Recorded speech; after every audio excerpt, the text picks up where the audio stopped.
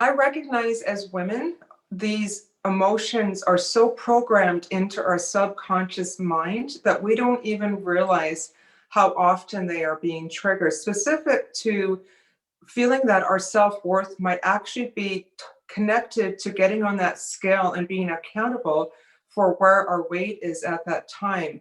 We find ourselves full of shame, which is a very intense, painful emotion that connects strongly to those feelings of unworthiness. And guilt is part of it too. For example, you have that piece of cake, you feel guilty the next day. However, often, hopefully, some of those feelings of guilt can be released a little bit more easily than the shame. The shame goes a lot deeper for us, and it's all about the past and living in the present and the future so you can release those emotions. It's a simultaneous process that needs to occur as you're working towards your weight loss goal. As women, our body image is so much a part of how we have pride or no pride in ourselves.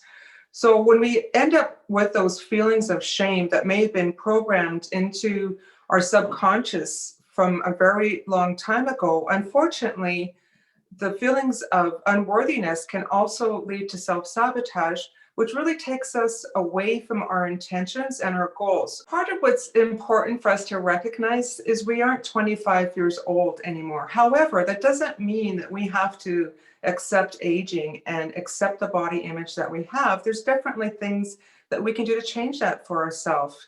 It's just accepting and accepting the new you, figuring out your pathway, and understanding that you don't have to feel shameful about where you are in your life. You can embrace menopause, you can embrace that transition. It's just letting go of those feelings of unworthiness for yourself. And a lot of that is going to be self-talk.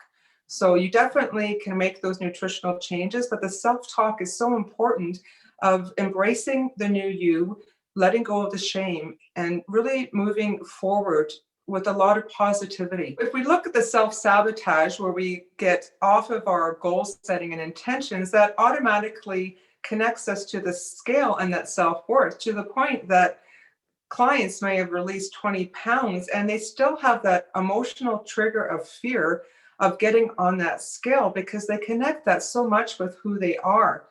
So we need to step back and recognize that it's, self-worth is not only based on our body image. There's so many other aspects of that for ourselves, but definitely that emotion becomes so triggered for us. Yet it is important for us to be accountable. There are a number of steps involved in releasing that shame and guilt around our weight and our body image as we transition through menopause. A lot of it is self-talk.